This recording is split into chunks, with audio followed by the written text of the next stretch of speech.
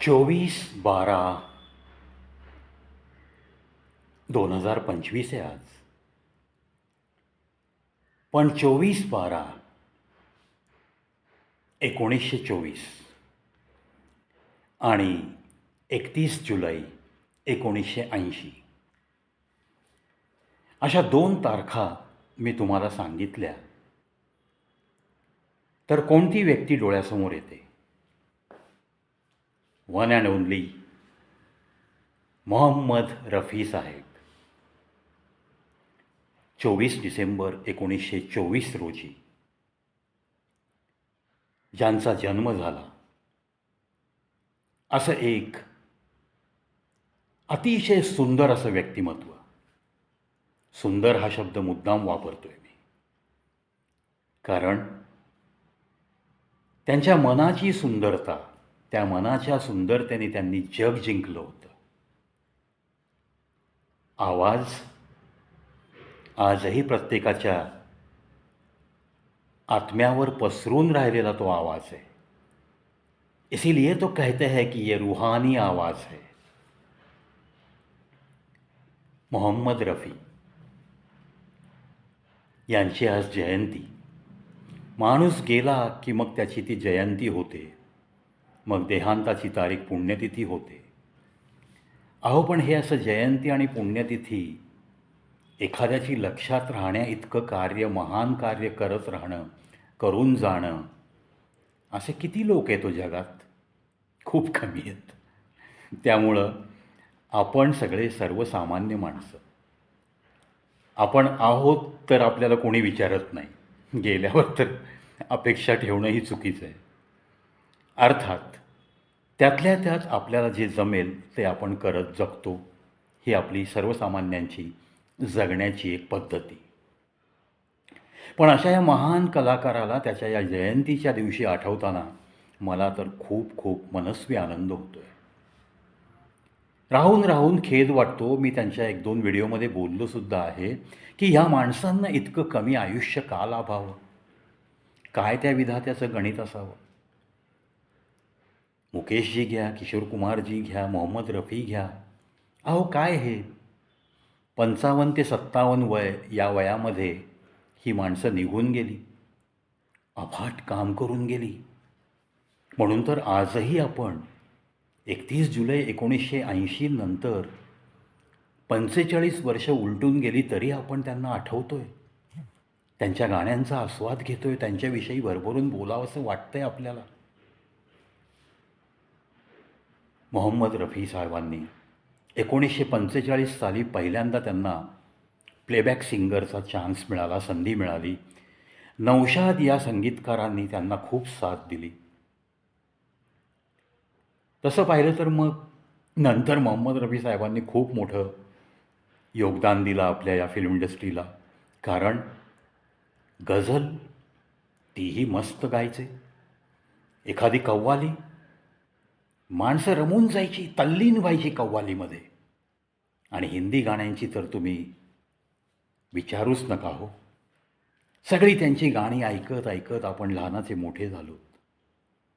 त्यातल्या त्यात शम्मी कपूरजींचा जो काळ होता, त्यांचा तो एक झंझावात होता आणि एक दबदबा होता इंडस्ट्रीमध्ये. त्यांना प्लेबॅक सिंगिंग द्यायचा चान्स त्यांना मिळाला, पिक्चर तिसरी मंजिल. तेव्हा शम्मी कपूर यांना थोडंसं खटकलं होतं की हा कोण नवीन गायक आलाय वगैरे. पण ज्या व्यक्तीनी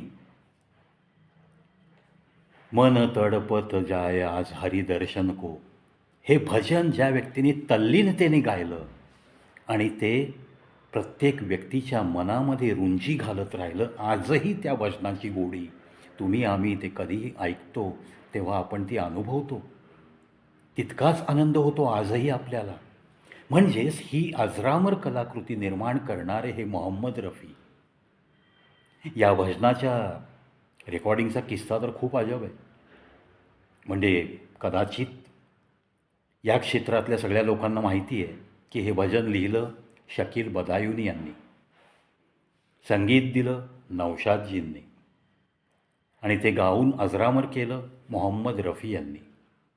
म्हणजे पहा, मन तडपत जाय आज हरी दर्शन को आज, असं काहीच ते भजन एक मुस्लिम व्यक्ती मोठ्या तल्लीनतेने तन्मयतेने ते कागदावर उतरवतो. तितक्याच तन्मयतेने तळमळीने नौशादजी त्याला संगीतबद्ध करतात आणि आपल्या सुंदर अशा आवाजाने मोहम्मद रफी साहेब ते गातात आणि ते गीत अजरामर होतं, ते भजन अजरामर होऊन जातं. 3 मुसलमान व्यक्तींनी एका या भजनाला असं अमरत्व देणं किती सुंदर योग आहे हो हा. आपल्या देशातला हा एक अतिशय सुंदर योग आहे.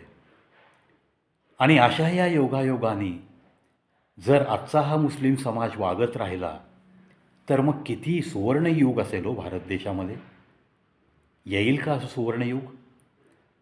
मी तर माझ्या मनातला आशावाद जिवंत ठेवतोय. हो येईल, अजूनही वेळ गेली नाही. शकील बदायुनी नौशादजी आणि मोहम्मद रफी साहेबांना अशा या अजरामर कलाकृती निर्माण केली, त्यांनी त्याबद्दल मी मनःपूर्वक नमन करतो. आणि एक माणूस म्हणून अतिशय माणुसकीने वागणारा एक महान कलाकार असं ज्यांचं आपण वर्णन करू शकतो, त्यामध्ये मोहम्मद रफी साहेब तर अतिशय उंचीवरचे व्यक्ती आहेत असं मी नेहमी बोलतो. कारण एखादा कलाकार होणं माणसांमधून हे कदाचित शक्य आहे, पण एखादा कलाकार एवढ्या उंचीवर पोचल्यानंतरसुद्धा तो स्वतःचं माणूसपण विसरणार नाही असं जेव्हा होतं तेव्हा तिथं फक्त मोहम्मद रफी साहेबांचं नाव ओठावर आपसूक येतं. एकही घटना नाही त्यांच्या पूर्ण कारकिर्दीमध्ये की त्यांनी कधी माणुसकी सोडून ते वागले आहेत, असं एकही घटना नाही. जे काही आयुष्य मिळालं 55-56 वर्षाचं, तेवढ्या वर्षात एकही घटना घडू शकत नाही. म्हणजे किती हा माणूस मृदू स्वभावाचा, किती डाऊन टू अर्थ, पाय जमिनीवर ठेवून जगणारा, कधीही स्वतःचा टेंबा कुठेही मिरवला नाही. म्हणजे किती आदर्श. अहो असे आदर्श आजच्या या दुनियेत खूप कमी आहेत, खूप कमी आहेत. थोडंसं यश मिळाले की डोक्यात हवा गेलेले असे अनेक कलाकार मी पाहत आज गेली 25 वर्ष मी चालतो या क्षेत्रामध्ये. त्यामुळं खूप लोकांना मी खूप जवळून पाहिलं आहे. आता अर्थात प्रत्येकावरती मी काही कधी टीका करत बसत नाही. ज्याची त्याची पद्धती असते, ज्याची त्याची वागण्याची एक पद्धती असते. त्याच्यामध्ये आपण कोणाचा हात धरून तू असं चाल तसं चाल असं सांगण्याचा माझा तरी स्वभाव नाही. किंवा एखाद्याची कोणती गोष्ट खटकली तर त्याच्याविषयी मनात राग धरूनच चालायचा, हे सुद्धा मला आयुष्यात कधी जमलं नाही. पण अशा ह्या आदर्शवादी माणसांची अशी काही घटना, अशी काही त्यांच्याविषयीची असलेली माहिती ती मला नक्की प्रेरणादायक असते. आणि मग मला जी अंतप्रेरणा मिळते त्या गोष्टी मी तुमच्या कानापासून मनापर्यंत पोहोचवण्यासाठी या चॅनलवर येतो आहे ना. म्हणून मोहम्मद रफी साहेबांचा हा जो मानवतेचा एक गुण आहे, माणुसकीचा गुण आहे, माणुसकीने भरलेलं मन घेत घेत ते जगले आणि हसतमुखाने अलविदा करून निघून गेले. लाखोंची गर्दी हो, लाखोची गर्दी अंत्ययात्रेला. ट्रकमध्ये पार्थिव देह ठेवलेला आहे. चेहऱ्याकडं पाहिल्यावर असं वाटत नाही की हा माणूस कायमचा निघून गेला आहे. शांतपणे पहुडलेली व्यक्ती असा तो चेहरा. अर्थात आम्ही काय त्या अंत्ययात्रेला हजर राहण्याइतके पुण्यवान नव्हतो. इकडे होतो, शाळा कॉलेज सुरू होतं, लहान होतो त्या वयाने. पण जे काही टी व्हीवर पाहिलं, जे काही नंतर आम्ही फोटोग्राफ्समध्ये पाहिलं, त्याच्यावरनं मी हे बोलतो आहे. हा महान कलाकार जेव्हा एका कॉन्सर्टसाठी कलकत्त्यामध्ये गेला तेव्हाचं एक उदाहरण खूप प्रसिद्ध आहे. अनेक लोकांना हे माहिती आहे. पण ती माणुसकी किती उच्च कोटीची होती हे सांगण्यासाठी, हे पटवून देण्यासाठी मी ते उदाहरण तुम्हाला पुन्हा ऐकवतो आहे. कुठेतरी एका रस्त्याच्या कॉर्नरला एक अंध व्यक्ती त्याच्या पद्धतीने एक भजन गात गात भीक मागत होता. परंतु तशी कमी दाद मिळत होती त्याला. आणि मग त्याची जी ताटली होती भीक मागायची, त्याच्यामध्ये पडलेल्या पैसे नोटा या पण तशा कमीच होत्या. मोहम्मद रफी साहेबांनी हे दृश्य पाहिल्यावर त्यांना दया आली. चला डायरेक्ट ह्याला जरी काही मदत करणं आपल्याला आत्ता जमत नसलं तरी पण आपण त्याच्याजवळ जाऊया.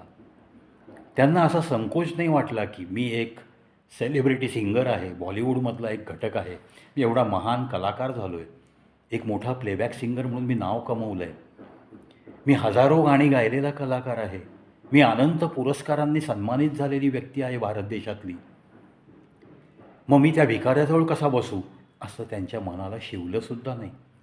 ते सरळ कारमधनं उतरले, कार एका कोपऱ्यात लावायला सांगितली ड्रायव्हरला आणि चालत चालत त्या भिकाऱ्यापर्यंत पोहोचले. त्याच्या बाजूलाच सतरंजीवर बसून राहिले, ती ताटली उचलली आणि तो जे भजन गात होता तेच त्यांनी मस्त तालासुरात गायला सुरुवात केली आणि त्याच्या वतीने ताटली वरती करून अशी त्यांनी भीक पण मागितली. एका अंध व्यक्तीला काहीतरी मदत व्हावी आणि त्याला आज त्याच्या ताटलीमध्ये भरपूर नोटा पडाव्यात आणि त्याच्यातून त्याच्या घरामध्ये जो अंधकार पसरला आहे तिथे थोडा तरी दिव्याचा उजेड आपण पोहोचवावा या सद्भावनेने जगलेला हा महान कलाकार. कसं वाटतंय हो हे उदाहरण तुम्हाला? अहो साधं तुम्ही या मोठ्या शहरात बघा, खूप मोठं अप टू डेट जगणारी माणसं, छानपैकी सेंटेड विंटेड माणसं दिसतात तुम्हाला एखाद्या रेस्टॉरंटच्या बाहेर, एखाद्या मॉलच्या आतमध्ये खरेदीला गेलेली बाहेर येताना. या सगळ्या अप टू डेट समजणाऱ्या स्वतःला या गर्दीतल्या काही माणसांना अक्षरशः तुम्हाला सांगतो, भिकारी तर खूप लांबची गोष्ट, पण साधी मिडल क्लास माणसं जरी समोर आली तरी ते नाक मुरडताना पाहिलं मी. इतकी स्वतःला रिच आणि स्टँडर्ड समजणारी गर्दी जेव्हा मी बघतो तेव्हा त्या पार्श्वभूमीवर हे उदाहरण मला खूप मनाला चटका लावून जातं की कुठे हे मोहम्मद रफी साहेबांच्यातली ही माणुसकी आणि कुठे माणसाला माणूस समजत जगलं कसं हे सांगण्याची हातोटी आणि कुठे ही पोकळ माणसं केवळ ऐश्वर्यसंपन्नतेच्या जोरावर ह्यांना जवळून कोण साधा माणूस गेलेलासुद्धा चालत नाही असे त्यांच्या चेहऱ्यावर भाव असतात. कित्येक स्टँडर्ड लोक स्वतःला स्टँडर्ड समजणारे म्हणून मी तो शब्द वापरतो आहे. आता त्यांची मानसिकता, त्यांची कर्तृत्व याच्यावरनं मला तर ती स्टँडर्ड वाटत नाहीत, पण असे काही आविर्भाव त्यांच्या चेहऱ्यावर, हावभाव असे काही दिसतात जणू काही सेंट मारल्याने ते जे सुगंधित झालेत तो सुगंध त्यांचं आयुष्यभर तसाच टिकणार आहे असे काही हावभाव चेहऱ्यावर असतात. जी काय आम्हाला श्रीमंती मिळाली आहे ती आमच्या आयुष्यभर टिकणार आहे. त्यामुळं अतिशय साधेपणाने राहणारी माणसंसुद्धा जेव्हा काही लोकांना सहन होत नाहीत तेव्हा एका भिकाऱ्याच्या शेजारी बसून त्याला एक भजन म्हणून मदत करायची आणि त्याची ताटली भीक मागण्यासाठी वरती धरायची. इतकी पराकोटीची म्हणजे जमिनीवर पाय ठेवत जगताना एखाद्या माणसाला मदत करण्याची प्रवृत्ती कशा पद्धतीने दाखवता येते हे प्रत्येक कलाकाराला एक आदर्शवत उदाहरण आहे. त्यांच्यासारखं नाही जगता येणार कुठल्या कलाकाराला, कारण त्यांच्यानंतर मी असं कोणी केलं आहे असं मला तर काय ऐकिवत नाही आणि केलं असेल तर त्या कलाकारांचं खरोखर मनापासून मी अभिनंदन करतो. मोहम्मद रफी साहेबांचे असे अनेक किस्से आपण सांगू शकतो. तिसरी मंजिलला शम्मी कपूरजींनी नाक मुरडलं, पण तिसरी मंजिलची गाणी आजही हिट आहेत. शम्मी कपूर ज्या पद्धतीने आपल्या अंगाला झटके देत डान्सची स्टाईल कुठल्याही कोरिओग्राफरकडं ती शिकलेले नव्हते. स्वतः स्टेप्स ते स्वतः डेव्हलप करायचे. या गाण्याला मी अशा पद्धतीने स्टेपिंग करेन, दॅट्स ऑल. दिग्दर्शकालाही ते आवडून जायचं, जनतेने तर डोक्यावर घेतलंच होतं शम्मीजींना. मग शम्मीजी जसे झटके देतात त्या पद्धतीने ती गायकी हवी म्हणून शम्मीजींची स्टाईल बघत बघत मोहम्मद रफी साहेबांनी हुबेहूब शम्मी कपूर गात आहेत असं पाहणाऱ्याला वाटलं पाहिजे या स्टाईलने त्यांनी शम्मी कपूरजींना प्लेबॅक सिंगिंग केलं आहे. देवानंद यांचा तर स्वभाव थोडासा हळूवार, exactly reverse to that of Shammi Kapoorji. तेव्हा त्यांनी ती हळूवार गाणी गायली देवानंदसाठी. That is a skill of playback singing जे सर्वप्रथम मोहम्मद रफी साहेबांकडं आपल्याला खूप पाहायला मिळतं. रफी साहेबांच्या आठवणी आज 24/12 या तारखेच्या सोबत या आठवणी येणारच ना मित्रांनो. म्हणूनच मी दोन्ही तारखा मेन्शन केल्यात. 24/12/1924 फाळणीनंतर ज्यांनी भारतात येऊन राहणं पसंत केलं ते मोहम्मद रफी साहेबांचं कुटुंब. मी तर त्यांच्या आईवडिलांना लाख लाख मी धन्यवाद मानेन की अशा हिऱ्याला घेऊन आपण भारतात राहणं पसंत केलं आणि इकडे आलात. माहिती नाही. पाकिस्तानमध्ये या हिऱ्याची चमक अशा पद्धतीने खूप हा हिरा चमकला असता का नाही, त्याला तिथे स्कोप मिळाला असता किंवा नाही, याबद्दल माझं मन थोडंसं साशंक आहे. त्यामुळं जो भी होता है ना, वो उस भगवान की लीला होती है, उस अल्लाह की वो देन है कि मोहम्मद रफ़ी साहब अपने भारत का हिस्सा बनकर रहे और यहाँ भारत देश का नाम रोशन किया, खुद का नहीं, देश का नाम रोशन किया हुआ ऐसा ये एक इंसान, ऐसा ये एक चोटी का प्लेबैक सिंगर और चोटी का इंसानियत दिल में पालते हुए जी कर गया ऐसा ही एक कलाकार. आता ही माणसं इतकी मोठी असतात म्हणून काय ती जिथं भेटतील तिथं काय सांगत राहतात का हो? नाही सांगत ते. ते कधीही सांगत नाहीत की मी मोहम्मद रफी आहे. कुठेही गर्दीत जरी गेले, जे ओळखतील लोक ते ओळखतील. समजा काही लोकांनी यांना ओळखलं नाही, तर त्यांचा आग्रह नसतो की मला ओळखलंच पाहिजे, मी अमूक आहे, मला अशीच वागणूक मिळाली पाहिजे, असं काहीही नसतं.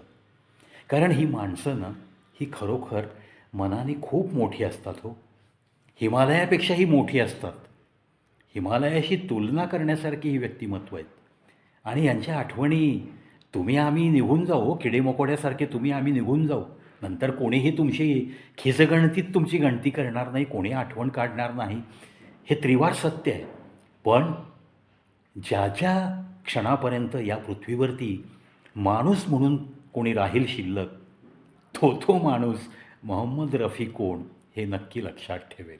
त्याच्या कानापर्यंत ही त्यांची प्रसिद्धी अशीच कितीही वंश झाले तरी ती प्रसिद्धी त्याच्या कानापर्यंत जात राहील, हे मात्र निश्चित. याच्यापेक्षा मी काय गौरवोद्गार काढू. शब्दांच्या पलीकडची ही माणसं आहेत. खोट्या या शब्दांमध्ये कौतुक नाहीच बसत त्यांचं, या चौकटीत त्यांचं कौतुक नाही बसत. आपण खूपच म्हणजे किडेमुंगीच आहोत आपण. त्यांचं कौतुक करण्याची सुद्धा आपल्याकडे पात्रता नाही आहे. पण त्यातल्या त्यात एक छोटा कलाकार म्हणून जितकं मला त्यांच्याविषयी माहिती आहे, जितकं मला त्यांचं कौतुक वाटतं, ते तुमच्या मनापर्यंत पोहोचवण्याचा मी प्रयत्न करतो आहे. मी आत्ता जसं बोललो की त्यांनी कधीही गर्दीत सांगितलं नाही की मी मोहम्मद रफी आहे. असं होतं ना, काही अनोळखी प्रदेशात गेल्यानंतर मोहम्मद रफी साहेबांना पण प्रत्येक व्यक्ती त्यावेळेस ओळखत होता असं नाही आहे. ह्याच्यासाठी एक गंमत एका लेखकाने सांगितली आहे. मी आवर्जून त्यांचं नाव सांगतो. ॲडव्होकेट रमेश दीनानाथ जोशी, प्रॉपर ते माझ्या जिल्ह्यातले आहेत. मंगळवेढा तालुक्यात, मंगळवेढा शहरात त्यांचं वास्तव्य गेलेलं आहे. तसे त्यांचे अटॅचमेंट पुण्याशी पण आहे. एक उत्कृष्ट लेखक, एक उत्कृष्ट व्यक्ती, एक आरोग्यसंपन्न व्यक्तिमत्व असं रमेश जोशी यांचं हे व्यक्तिमत्व आहे.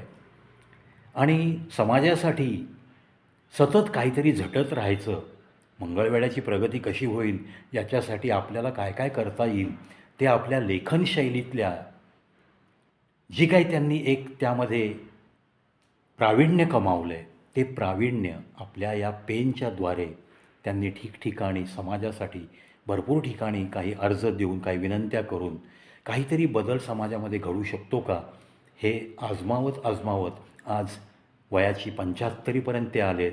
आणि सांगायला कौतुक वाटतं, अभिमान वाटतो मला की ॲडव्होकेट रमेश जोशी त्यांनी स्वतः मला फोनवर सांगितलं आहे की आजपर्यंत तरी मला अजूनपर्यंत 75 वयाची गाठली आहे मी, पण एकही गोळी नाही. तुम्हाला वाटेल आता या व्हिडिओत मी त्यांचं काय एवढं कौतुक करतो आहे. व्हिडिओ मोहम्मद रफी साहेबांचा आहे. अहो, मोहम्मद रफी यांचे हे फॅन आहेत आणि त्यांच्यावरती त्यांनी अमाप लेखन केलेलं आहे. म्हणून this person is very much related with Mohammed Rafi. आणि म्हणूनच त्यांचा पण मी सन्मानाने याच व्हिडिओमध्ये एक किस्सा सांगण्यासाठी मी अंतर्भाव केला आहे. तर त्यांनी आपल्या एका लेखाद्वारे ही गोष्ट सांगितली आहे की एखादा व्यक्ती सिनेसृष्टीशी काहीही त्याचा संबंध नाही, त्याला काहीही आवड नाही आहे, सिनेमा काय, गाणी काय, हा प्रांतच नाही त्याचा, त्यामुळं तो कधी रेडिओ ऐकत नव्हता. कोण मोहम्मद रफी, कोण शम्मी कपूर, त्याला काही देणं घेणं नसायचं. नौशादजी कोण, शकील बदायुनी कोण, हसरत जयपुरी कोण, काही त्याला देणं घेणंच नाही या इंडस्ट्रीशी. म्हणजे स्वतःचं जे रूटीन होतं, रेल्वेत अधिकारी होते, पांडू तात्या म्हणजे आमच्या ॲडव्होकेट रमेश जोशी यांचे काहीतरी चुलते लागतात ते, असं त्यांनी सांगितलं आहे. हे पांडू तात्या रेल्वेमध्ये अधिकारी, अर्थातच ज्या काही रेल्वेच्या फॅसिलिटीज मिळतात चांगल्या, फर्स्ट क्लास जर्नी, फर्स्ट क्लासचं तुम्हाला पास मिळतात, मग ती लोकं फिरायला जातात, त्या पद्धतीने ते फर्स्ट क्लासने एकदा फिरायला निघाले होते मुंबईहून. आणि मग मस्तपैकी प्रवास सुरू झाला. छानपैकी गप्पा रंगल्या, चहा झाला, कॉफी झाली, जेवण झाले, रात्रीची झोप झाली. सकाळी त्यांची ट्रेन मध्य प्रदेशमधून चालली होती आणि एका स्टेशनवर ट्रेन थांबली. 5च मिनटं गॅप होता. तेवढ्या वेळात ह्यांच्या डब्याभोवती गर्दी झाली. असं सेम ती ट्रेन जिथं जिथं थांबते तिथं तिथं ह्यांच्या खिडकीभोवती गर्दी व्हायची आणि लोकं आतमध्ये डोकावून त्या एका व्यक्तीचं दर्शन घेण्यासाठी तडफडत आहेत असं दृश्य दिसायला लागलं. शेवटी पांडू तात्यांना समजेना हे आपल्या डब्यात का बघतायत, म्हणून ते स्टेशनच्या प्लॅटफॉर्मवर उतरले आणि त्यातल्या गर्दीतल्या एक दोघा तिघांना त्यांनी बाजूला घेऊन विचारलं, अरे तुम्ही आमच्या डब्यात काय बघताय एवढं, तिथं का गर्दी करताय, बाकीच्या डब्यापाशी गर्दी नाही आहे, इथं का गर्दी करताय एवढी. तेव्हा त्या लोकांनी सांगितलं, काय साहेब काय विचारता, तुम्हाला साधं माहिती नाही आहे. तुमच्या डब्यात त्या डब्यातनं तुम्ही प्रवास करत असाल तर तुम्ही खूप नशीबवान आहात. आम्ही ज्या व्यक्तीचं दर्शन घेण्यासाठी धडपडतो आहे, गर्दी करतो आहे, ते मोहम्मद रफी साहेब आहेत. आपल्या भारताचे एक प्लेबॅक सिंगर आहेत, अतिशय महान गायक आहेत ते. अरे मी काल रात्रीपासून त्यांच्यासोबत जेवलो आहे, चहा प्यालो आहे, गप्पा मारतो आहे आत्ता सकाळपासून, आणि मला काही माहिती नाही. मग ते डब्यात आले आणि मग त्यांनी त्यांच्यापुढं अगदी लाजिरवाणा चेहरा करून, सॉरी साहेब माझा हा प्रांत नाही म्हणून मी तुम्हाला ओळखलं नाही. मोहम्मद रफी साहेबांनी त्यांना पूर्ण प्रवासात एवढा 14-15 तासाचा प्रवास पण कधी त्यांना बोलले नाही की मोहम्मद रफी मी आहे. हे जे आहे सिम्प्लिसिटी, म्हणजे कुठेही स्वतःच्या प्रसिद्धीची काहीही भूक नाही, हव्यास नाही, किंवा मी अमुक आहे तमुक आहे, मला अशी चांगली वागणूक मिळाली पाहिजे, मला प्रत्येकाने ओळखलं पाहिजे, असं काहीही अट्टाहास नाही. आणि एवढ्या दीर्घ प्रवासातसुद्धा शेजारच्या व्यक्तीला आपली ओळख न सांगता त्या व्यक्तीच्या प्रमाणेच आपण पण एक साधी व्यक्ती आहोत असं म्हणत त्याच्या गप्पा ऐकत ऐकत प्रवास करणारा हा महान गायक, खरंच असं महानपण तुमच्या आणि आमच्यात येईल का हो कधी? 7 जन्म घेतले तरी नाही येणार हो, कबूल करतो मी. त्यामुळं अशा या महान गायकाची आज त्याच्या जन्मदिवशी आपल्याला आठवण नाही येणार असं तर होणार नाही आहे कोणत्याही कलाकाराला. आज या कलाक्षेत्रामध्ये त्यातल्या त्यात सिंगिंगच्या क्षेत्रात असलेल्या अनेक व्यक्तींचे, अनेक ग्रुपचे हिट्स ऑफ मोहम्मद रफी असे कार्यक्रमसुद्धा होतील. आणि का नाही हो, झालेच पाहिजेत ना. ॲटलिस्ट 24/12 आणि 31 जुलै या दिवशी मोहम्मद रफी साहेबांची आठवण ही आलीच पाहिजे. आणि त्यांच्यासाठी त्यांची आठवण काढत काढत दिवसभर जगण्यासाठी अशा कार्यक्रमांची रेलचेल प्रत्येक शहरात नक्की असली पाहिजे. महान माणूस, महान कलाकार, त्याच्या या जयंतीच्या दिवशी या मोहम्मद रफी साहेबांच्या मला माहिती असलेल्या काही आठवणी आणि तसंच सन्माननीय ॲडव्होकेट रमेश दीनानाथ जोशीजी यांच्या लेखातील काही अंश, आणि त्यांनासुद्धा खूप सन्मानपूर्वक मी वंदन करतो. आणि ॲडव्होकेट रमेश जोशी यांना खूप आरोग्यसंपन्न असंच छान आयुष्य मिळो आणि त्यांचं जे काही समाजकारण सुरू आहे ते समाजकारण करण्यासाठी सुद्धा त्यांची ही ताकद त्यांना अशीच वापरता यावी. अतिशय उत्तमरित्या शेवटच्या श्वासापर्यंत एक सुंदर आयुष्य त्यांना मिळावं याच पांडुरंग चरणी प्रार्थना करतो आणि या व्हिडिओतून रजा घेतो. मित्रांनो, मोहम्मद रफ़ी अमर है, अमर ही रहेंगे और बड़े नाज के साथ आपके साथ हम कहते रहेंगे, रफ़ी इज़ रफ़ी.